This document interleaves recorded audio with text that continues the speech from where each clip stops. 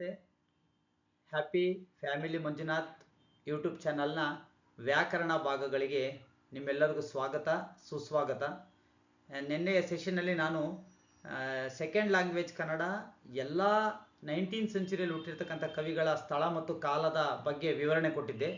ಇವತ್ತು ಇನ್ನೂ ಒಂದು ಹೆಜ್ಜೆ ಮುಂದೆ ಹೋಗಿ ಸದ್ಯಕ್ಕೆ ಇವತ್ತು ಗೋಪಾಲಕೃಷ್ಣ ಅಡಿಗ ಮತ್ತು ಕುವೆಂಪು ಅವ್ರದ್ದು ಒಂದು ಕಂಪ್ಲೀಟ್ ವಿವರ, ಅವರ ಸ್ಥಳ, ಕಾಲ, ಕೃತಿಗಳು, ಪ್ರಶಸ್ತಿಗಳು, ಚಿತ್ರಗಳನ್ನು ಸೇರಿಸಿ ಚಿತ್ರಗಳ ಮುಖಾಂತರ ಹೇಗೆ ನಾವು ಅರ್ಥೈಸಿಕೊಳ್ಳೋದು ಅನ್ನೋದ್ರ ಬಗ್ಗೆ ನಿಮ್ಮ ಮುಂದೆ ಈ ಸೆಷನ್ನಲ್ಲಿ ನಾನು ಮಂಡಿಸ್ತಾ ಇದ್ದೀನಿ.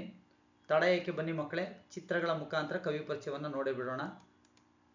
ಕುವೆಂಪು ಅವರು ಮತ್ತು ಗೋಪಾಲಕೃಷ್ಣ ಅಡಿಗ ಇಬ್ಬರ ಕವಿ ಪರಿಚಯವನ್ನು ನಾನು ನಿಮ್ಮ ಮುಂದೆ ತರ್ತಾ ಇದ್ದೀನಿ. ನಾನು ಚಿತ್ರಗಳನ್ನು ನೋಡ್ತಾ ಎಸ್ ನೋಡಿ, ನಾನು ಹೈಲೈಟ್ ಮಾಡ್ತಾ ಹೋಗ್ತೀನಿ.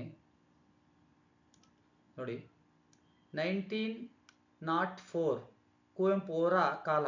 ಕುವೆಂಪು ಅವರು ಕ್ರಿಸ್ತಶಕ 1904ರಲ್ಲಿ 1904 ಈ ಒಂದು ಇಸ್ವಿಯಲ್ಲಿ ಕುವೆಂಪು ಅವರು ನೋಡಿ ಶಿವಮೊಗ್ಗ ಜಿಲ್ಲೆ, ನೋಡಿ ಶಿವಮೊಗ್ಗ ಜಿಲ್ಲೆ ತೀರ್ಥಹಳ್ಳಿ ತಾಲೂಕು, ನೋಡಿ ತೀರ್ಥಹಳ್ಳಿ ತಾಲೂಕು ಎಲ್ಲಿ ಕುಪ್ಪಳ್ಳಿಯಲ್ಲಿ ಜನಿಸ್ತಾರೆ. ಇಲ್ಲಿದೆ ನೋಡಿ ಕುಪ್ಪಳ್ಳಿ, ಇಲ್ಲಿದೆ ಕುಪ್ಪಳ್ಳಿ. ಹಾಗಾಗಿ ಇವರ ಒಂದು ಮಾಹಿತಿ ಪ್ರಕಾರ ರಾಷ್ಟ್ರಕವಿ ಕುವೆಂಪು ಅವರು 1904ರಲ್ಲಿ ಶಿವಮೊಗ್ಗ ಜಿಲ್ಲೆ, ಜೋಗ ಜಲಪಾತ ಇದೆಯಲ್ಲ ಅದು, ತೀರ್ಥಹಳ್ಳಿ ತಾಲೂಕು ಕುಪ್ಪಳ್ಳಿ ಎಂಬ ಒಂದು ಹಳ್ಳಿಯಲ್ಲಿ ಊರಿನಲ್ಲಿ ಜನಿಸ್ತಾರೆ ನಮ್ಮ ಕುವೆಂಪು ಅವರು.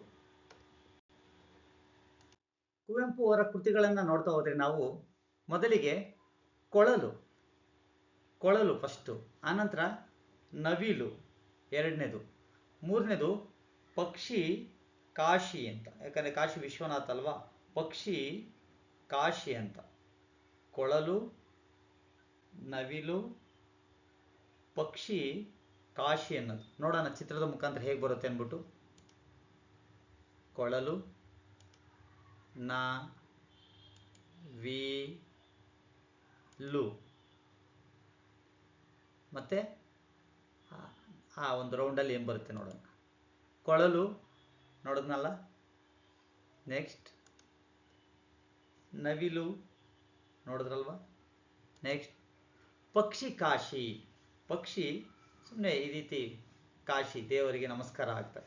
ಈ ಮೂರು ಕೃತಿಗಳನ್ನು ನಾವು ಹೆಸರಿಸ್ಬೋದು. ಇದನ್ನು ಬಿಟ್ಟು ಅವ್ರದ್ದು ಬೇಕಾದಷ್ಟು ಕೃತಿಗಳನ್ನು ನೋಡ್ತೀವಿ ನಾವು. ಪಾಂಚಜನ್ಯ ಅಂತ ನೋಡ್ತೀರಿ, ಆಮೇಲೆ ಬೆರಳಿಗೆ ಕೊರಳು ನೋಡ್ತೀರಿ, ರಕ್ತಾಕ್ಷಿ ನೋಡ್ತೀರಿ, ನಾಟಕ.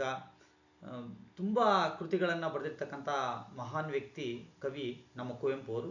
ನಾನು ಸರಳವಾಗಿ ಒಂದು 3 ಕೃತಿಗಳನ್ನು ತೊಗೊಂಡಿದ್ದೀನಿ. ಬನ್ನಿ ಮುಂದಿನ ಸೆಷನ್ನಲ್ಲಿ ಮುಂದಿನ ತೆರೆ ಮೇಲೆ ಏನು ಬರುತ್ತೆ ನೋಡೋಣ.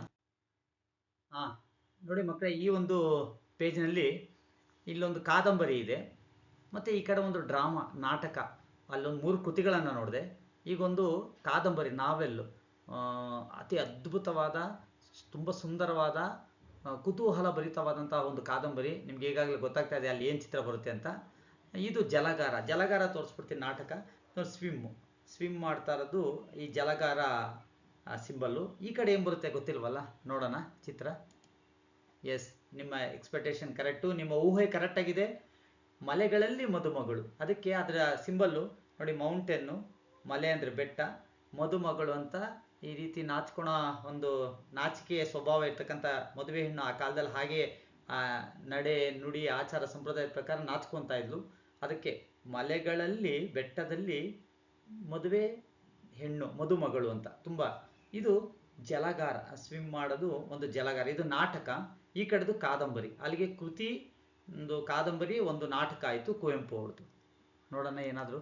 ನೋಡಿ, ಕಾದಂಬರಿ ಹೋಗಿ ಮೇಲೆ ಕೂತ್ಕೊತಾ ಇದೆ, ನಾಟಕ ಫುಲ್ಲು ಮುಂದೆ ಬಂತು, ಬ್ಲಿಂಕ್ ಆಯಿತು, ಜಲಗಾರ. ಎಸ್, ನೆಕ್ಸ್ಟ್ ನೋಡೋಣ ಮಕ್ಕಳೇ. ಈ ಕಡೆ ಜ್ಞಾನಪೀಠ ಅಂತ ಕೊಟ್ಬಿಟ್ಟಿದ್ದೀನಿ, ನಿಮಗೆ ಗೊತ್ತಾಗ್ಬಿಟ್ಟಿದೆ. ಶ್ರೀರಾಮಾಯಣ ದರ್ಶನಂ ಎಂಬ ಮಹಾಕಾವ್ಯಕ್ಕೆ ಭಾರತದ ಅತಿ ಉತ್ಕೃಷ್ಟ ಒಂದು ಪ್ರಶಸ್ತಿ ಆದಂತಹ ಜ್ಞಾನಪೀಠ ಇವರಿಗೆ ಲಭಿಸಿದೆ.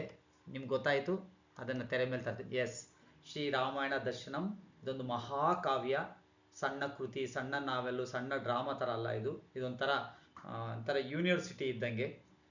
ನೋಡೋಣ ಮುಂದೆ ಅದಕ್ಕೆ ಏನಾದರೂ ಒಂದು ಸ್ಕ್ವಯರ್ ಬಾಕ್ಸ್ ಬಂತು ಅದಕ್ಕೆ.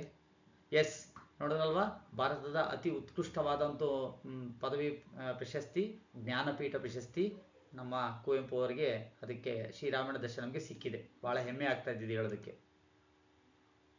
ಜ್ಞಾನಪೀಠ ಪ್ರಶಸ್ತಿ ಇದು ರಸ ಋಷಿ ಕವಿ, ಕನ್ನಡ ವರ್ಡ್ಸ್ ವರ್ತ್, ಕನ್ನಡದ ರಾಷ್ಟ್ರಕವಿ, ಪ್ರೇಮ ಕವಿ, ಇವೆಲ್ಲ ಹೆಸರುಗಳನ್ನು ಹೊತ್ತಿರ್ತಕ್ಕಂತಹ ನಮ್ಮ ಕುಪ್ಪಳ್ಳಿ ವೆಂಕಟಪ್ಪ ಪುಟ್ಟಪ್ಪನವರ ಒಂದು ಮಾಹಿತಿ ನಿಮಗಿದು ರುಚಿಸಿದೆ, ಇಷ್ಟ ಆಗಿದೆ ಅಂತ ನಾನು ಭಾವಿಸ್ತಾ, ನೆಕ್ಸ್ಟು ಗೋಪಾಲ್ ಕೃಷ್ಣ ಅಡಿಗರಿಗೆ ಹೋಗೋಣ ಬನ್ನಿ.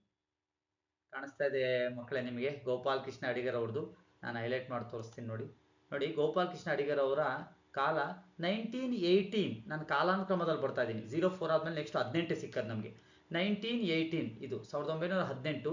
ಯಾರು ಅಂತಂದರೆ ನಮ್ಮ ಚಿತ್ರದಲ್ಲಿರ್ತಕ್ಕಂತಹ ಗೋಪಾಲಕೃಷ್ಣ ಅಡಿಗರು ನೋಡಿ, ಗೋಪಾಲಕೃಷ್ಣ ಅಡಿಗರು.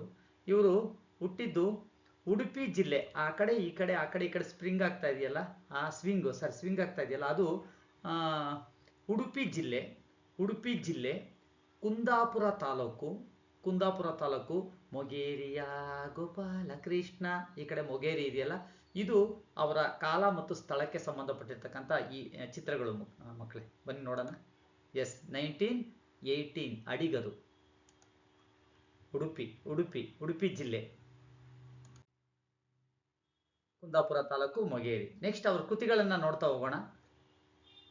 ಅನಾಥೆ, ಆಮೇಲೆ ನಡೆದು ಬಂದ ದಾರಿ, 2 ಕೃತಿ ಇದೆ. ಅದನ್ನ ಚಿತ್ರದ ಮುಖಾಂತರ ನೋಡೋಣ.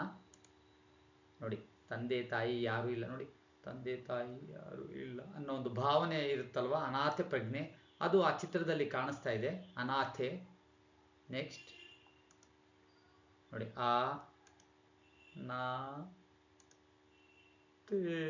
ಆ ಒಂದು ಭಾವನೆ. ನಡೆದು ಬಂದ ದಾರಿ ನೋಡಿ, ಅದು ಕೆಳಗಡೆ ಇದು ಬೇರೆ ಟೈಪ್ ಮಾಡಿದ್ದೀನಿ ಕೃತಿ ಹೆಸರು.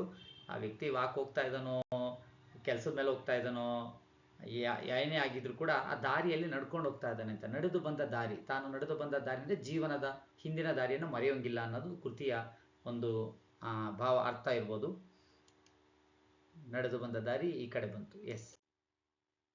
ನೆಕ್ಸ್ಟ್ ಇಲ್ಲಿ ನೋಡಿ, ಒಂದು ಮೈಕಲ್ಲಿ ಆ ಒಂದು ಕಾರ್ಟೂನಲ್ಲಿ ಇರ್ತಕ್ಕಂಥ ಹಾಡುಗಾರ್ತಿ ಹಾಡೋದಕ್ಕೆ ಹಾಡ್ತಾ ಇದ್ದಾಳೆ, ಕಷ್ಟಪಡ್ತಾ ಇದ್ದಾಳೆ, ಅದು ಡಿಫ್ರೆಂಟು.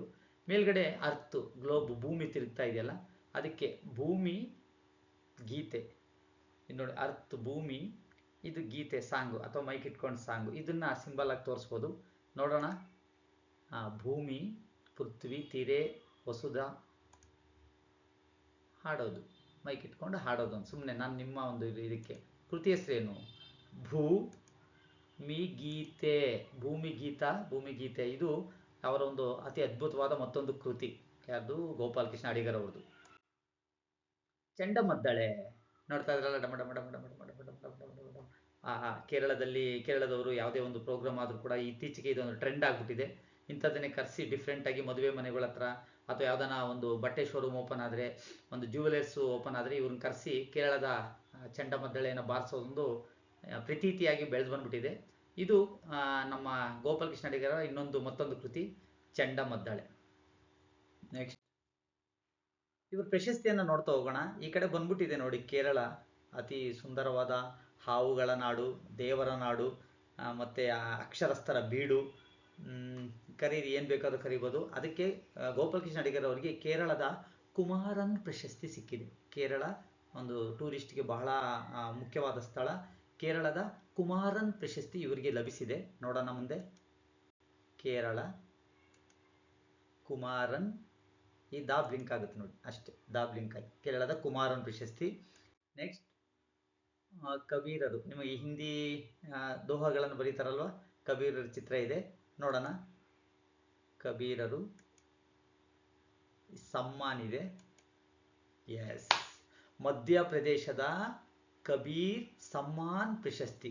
ಮಧ್ಯಪ್ರದೇಶ ಗೌರ್ಮೆಂಟ್ ಕೊಟ್ಟಿರ್ತಕ್ಕಂಥ ಕಬೀರರ ಹೆಸರಿನಲ್ಲಿ ಕೊಟ್ಟಿರ್ತಕ್ಕಂಥ, ನಾವು ಹೆಂಗೂ ಕೊಡಲ್ವಾ, ದ ರಾ ಬೇಂದ್ರೆ ಪ್ರಶಸ್ತಿ, ಕುವೆಂಪು ಪ್ರಶಸ್ತಿ, ಅತ್ತಿಮಬ್ಬೆ ಪ್ರಶಸ್ತಿ ಅಂತ. ಮಧ್ಯಪ್ರದೇಶ ಸರ್ಕಾರ ಇವರನ್ನು ಕರೆದು ಕಬೀರರ ಹೆಸರಿನಲ್ಲಿ ಒಂದು ಸಮ್ಮಾನ್ ಪ್ರಶಸ್ತಿಯನ್ನು ಕೊಟ್ಟಿದೆ. ಇದು ಇವರ ಒಂದು ಬತ್ತಳಿಕೆಯಲ್ಲಿದೆ, ಗೋಪಾಲ್ ಕೃಷ್ಣ ಅಡಿಗರ ಬತ್ತಳಿಕೆಯಲ್ಲಿ. ಇಷ್ಟೊತ್ತು ಇಬ್ಬರ ಕವಿ ಪರಿಚಯವನ್ನು ನೋಡಿದ್ದಕ್ಕೆ, ವಾಚ್ ಮಾಡೋದಕ್ಕೆ ನಿಮ್ಮೆಲ್ಲರಿಗೂ ಧನ್ಯವಾದಗಳು. ದಯಮಾಡಿ ಶೇರ್ ಮಾಡಿ, ಸಬ್ಸ್ಕ್ರೈಬ್ ಮಾಡಿ. ಏನಾದರೂ ಬೇರೆ ಥರ ಬೇಕಾ ಅಥವಾ ಕಮೆಂಟ್ ಮಾಡಿ, ಅದು ಒಳ್ಳೆಯದಾಗಿರ್ಬೋದು, ಪಾಸಿಟಿವ್ ನೆಗೆಟಿವ್ ಯಾವುದಾದ್ರೂ ತೊಗೊತೀರಿ.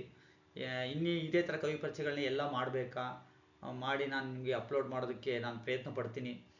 ನನ್ನಿಂದ ನೀವಿರಿ, ನಿಮ್ಮಿಂದೆ ನಾನಿರ್ತೀನಿ. Thank you so much.